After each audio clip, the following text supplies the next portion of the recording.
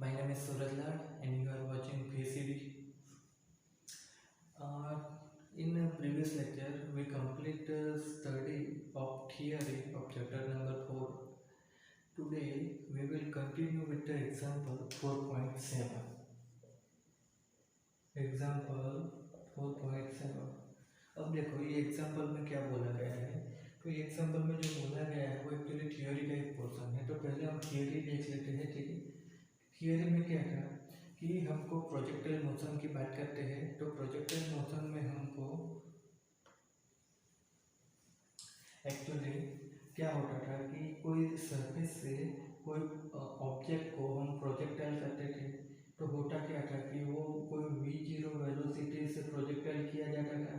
तो जो हम उसको x और y जो कार्टेशियन सिस्टम थे उसमें डिस्क्राइब करते थे। तो वहाँ पर उसका एक्स अक्ष के साथ जो डायरेक्शन बनता था वो थीटा था।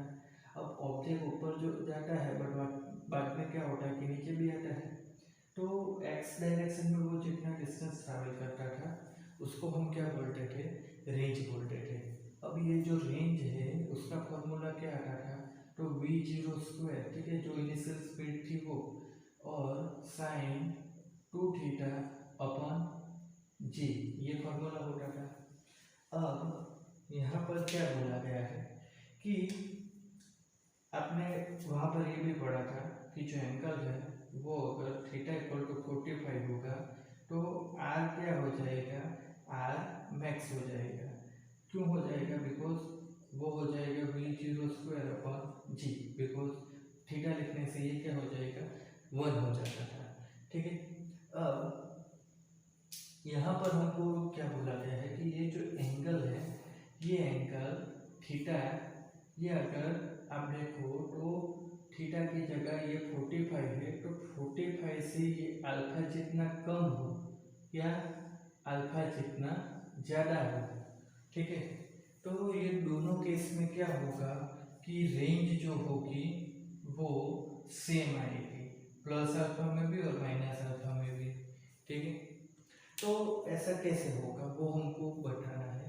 तो देखो कि इसको निकाल लो, थीटा इक्वल टू हम क्या करते हैं कि 45 में कुछ ऐड करें तो 45 प्लस अल्फा हो जाएगा। थीटा इक्वल टू हम 45 में से कुछ माइनस करें तो 45 माइनस अल्फा हो जाएगा। तो अब 2 थीटा क्या बन जाएगा, तो यहाँ से हम देखेंगे तो 90 प्लस 2 अल्फा, और 2 थीटा इक्वल टू क्या हो जाएगा, 90 माइनस 2 अल्फा हो जाएगा, ठीक है। तो अब साइन में ये दोनों वैल्यू रखनी है, तो साइन क्या हो जाएगा 90, देखो प्लस और नीचे माइनस है, प्लस और माइनस 2 अल्फा है, तो साइन प्लस और माइनस 90 प्लस और माइनस 2 अल्फा, इसकी वैल्यू क्या बन जाएगी, तो इसकी वैल्यू cos 2 अल्फा ही होगी, ठीक है। अब cos 2 अल्फा क्यों होगी, तो ये यूनिट सर्कल की बात है। यूनिट सर्कल में आप देखोगे तो ये 0 है, ये 90 है और ये 180 है, ठीक है। तो 0 यहाँ पर क्या मिल रहा है, 90 प्लस, ठीक है। फर्स्ट ऑफ ऑल ये याद रखो कि जब भी कोई फंक्शन के साथ आपका ट्रिग्नोमेट्रिक फंक्शन जो होता है उसमें 90 एंगल के साथ कुछ ऐड या माइनस करते हैं तो जो फंक्शन है वो चेंज हो जाता है, ठीक है। तो यहाँ पर 90 है तो ऑब्वियसली फंक्शन चेंज होने वाला है, ठीक है। तो वो साइन का कॉस आता है, ये सब चीज़ आप मैथ्स में पढ़ लोगे।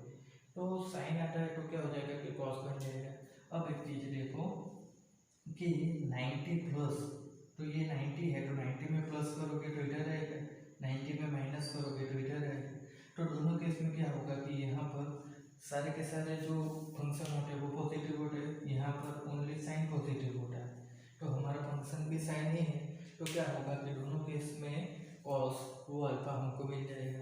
अब क्या होता है कि आप एंगल 45 में कुछ ऐड करो या कुछ माइनस करो, दोनों केस में क्या हो रहा है, cos 2 अल्फा ही आ रहा है, ठीक है। ऐसा तो नहीं कि एक बार प्लस और एक बार माइनस आ रहा है, दोनों बार प्लस ही आ रहा है। तो होगा क्या कि यहाँ पर जो एंगल है वो दोनों केस में सेम आ रहा है, तो हम क्या करेंगे कि हमको जो रेंज मिलेगी वो भी सेम ही मिलेगी। तो ये हमारा एग्जाम्पल 4.7 था। अब इसको थोड़ा सा थियोरिटिकल समझो, नहीं प्रैक्टिकल।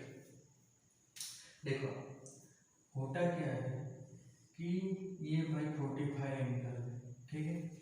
तो तो हमने क्या देखा था कि 45 एंगल पर रेंज मैक्सिमम मिलती है। तो इसका मतलब क्या होता है कि आप यहाँ से यहाँ जा रहे हो, ठीक है, इस केस में रेंज इंक्रीज हो रही है, ठीक है, और यहाँ पर आके क्या हो जाएगी, रेंज मैक्सिमम हो गई। तो मैक्सिमम होने के बाद क्या होगा, इधर जाओगे तो रेंज क्या होगी, डिक्रीज हो जाएगी, समझ रहे हो। तो अब देखो, एक्चुअली आप इधर से इधर आ रहे हो तो रेंज क्या हो रही है, इंक्रीज हो रही है, और यहाँ से नीचे जा रहे हो तो रेंज क्या हो रही है, डिक्रीज हो रही है। इस तरीके से भी समझ सकते हो।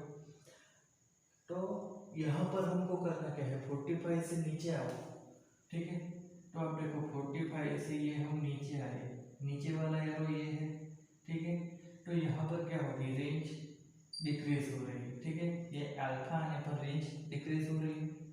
अब 45 से थोड़ा ऊपर जाओ तो ऊपर वाला एरो ये है, तो यहाँ पर भी रेंज क्या हो रही है, डिक्रीज हो रही है। समझ लो, मतलब कि 45 पर मैक्सिमम मिल रही है, तो नीचे आने पर क्या हो रही है, कम हो रही है, ऊपर जाने पर भी कम हो रही है। तो रेंज सेम मिल सकती है, क्योंकि 0 से स्टार्ट करके मैक्सिमम पर जा रही है, ठीक है। तो वो जहाँ पर जाएगी मैक्सिमम पर, तो वहाँ से इतने पर क्या होगा, जो वैल्यू होगी वही क्या होगी, इधर से इतना बचने पर भी वही वैल्यू हो जाएगी। तो इस वजह से क्या होगा कि हमको 45 में कुछ ऐड करने से या कुछ माइनस करने से जो रेंज मिलेगी वो सेम मिलेगी। नेक्स्ट जो हमारा न्यूमेरिकल है वो है 4.8। अब 4.8 में क्या बोला गया है कि ये, अब देखो तो कोई 490 मीटर की हाइट है, यहाँ पर कोई हाइकर खड़ा है। अब वो क्या करता है कि यहाँ से, ये हाइकर यहाँ से वो क्या करता है, तो क्या बोला, हाँ हाइकर ही है, एज पे खड़ा है। अब यहाँ से ये क्या करेगा, तो हॉरिजॉन्टली, तो ये हॉरिजॉन्टली हो गया। ये डायरेक्शन में क्या करेगा कि वो एक स्टोन को फेंक रहा है, यहाँ से हाइकर एक स्टोन को फेंक रहा है हॉरिजॉन्टली। अब ये 490 मीटर की हाइट पर है, और ये स्टोन को जो फेंक रहा है तो वो हॉरिजॉन्टली फेंक रहा है, तो ये डायरेक्शन में इसकी वेलोसिटी जो है वो 15 मीटर पर सेकंड है। ये 15 मीटर पर सेकंड की वेलोसिटी से फेंक रहा है। तो अब क्या होगा कि समझो कि जो स्टोन होगा वो तो क्या होगा कि इधर फेंका है तो इधर तो जाएगा, बट ड्यू टू ग्रेविटी वो क्या होगा, आएगा तो नीचे ही। अब नीचे आएगा तो a इक्वल टू माइनस जी हो जाएगा।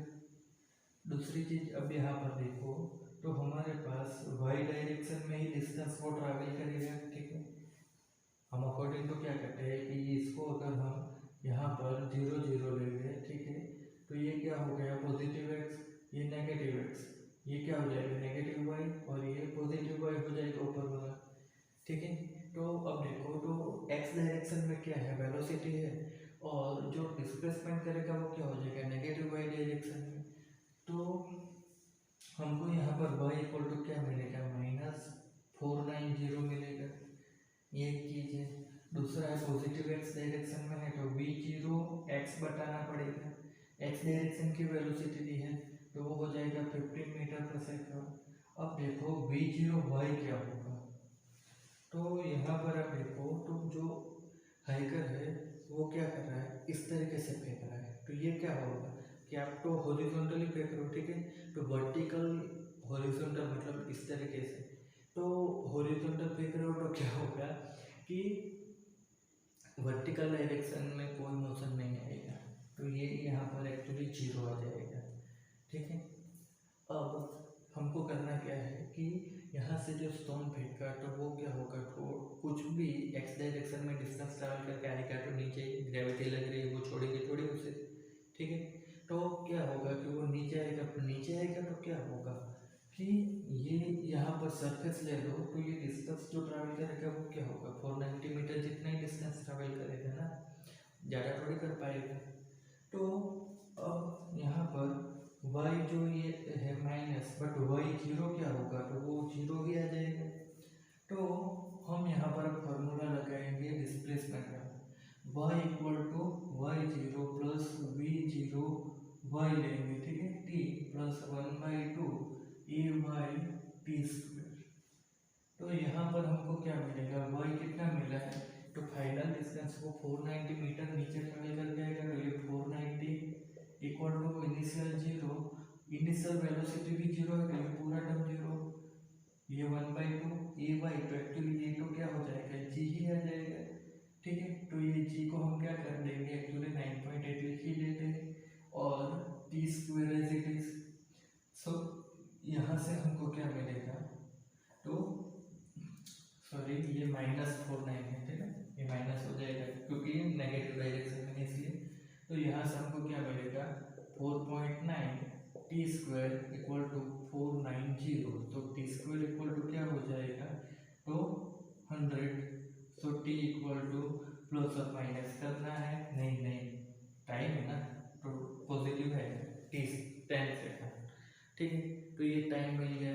ये टाइम क्या बतला रहा है कि जो ऑब्जेक्ट फेंका था हॉरिजॉन्टल डायरेक्शन में, उसको नीचे आने के लिए क्या होगा, तो 10 सेकंड जितना टाइम लगेगा। फिर दूसरी चीज़ हमको क्या पूछी है कि वो जब नीचे आएगा तो उसकी वेलोसिटी क्या होगी।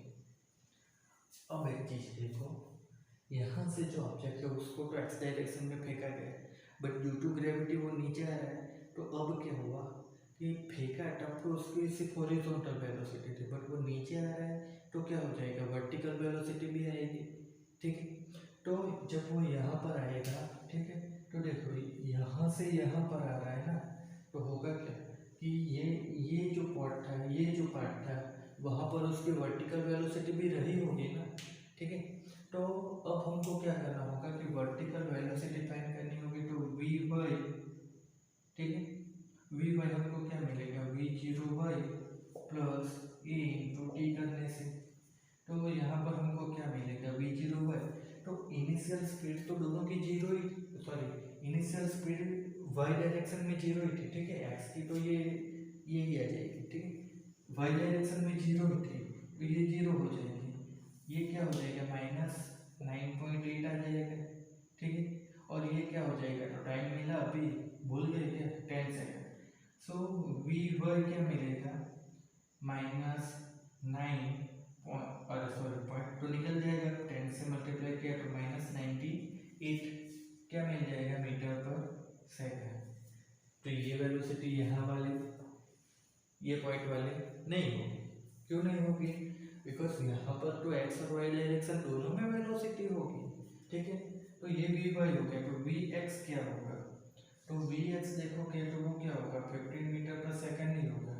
अब क्यों होगा, तो एक चीज देखो कि यहाँ से जो स्टोन था उसको तो इस तरह फेंक दिया, अब फेंकने के बाद इसके ऊपर क्या होगा कि एक्स डायरेक्शन में कोई भी फोर्स लग रहा है, बिल्कुल नहीं लग रहा है, तो उस वजह से उसकी जो एक्स डायरेक्शन की वेलोसिटी थी वो कांस्टेंट हो जाएगी। अब वो क्या होगा कि जब स्टोन स्टॉप होगा तब जाकर जो वेलोसिटी होगी वही बदलेगी, तो होगा क्या कि वी एक्स 15 मीटर पर सेकंड वो वही रहेगा।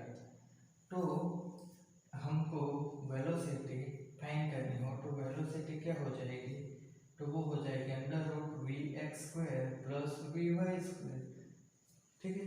ये पॉइंट पर क्या हो रहा है कि vx और vy दोनों मिलेगा, वेलोसिटी का दो कंपोनेंट, ठीक है। तो उस वजह से क्या होगा कि ये vx² प्लस vy², तो ये हो जाएगा क्या, तो 15 का स्क्वायर प्लस 98 का स्क्वायर करना है, तो ठीक है, तो ये क्या हो जाएगा आंसर 99 मीटर पर सेकंड। इस तरीके से इसका आंसर मिलेगा। तो ये था हमारा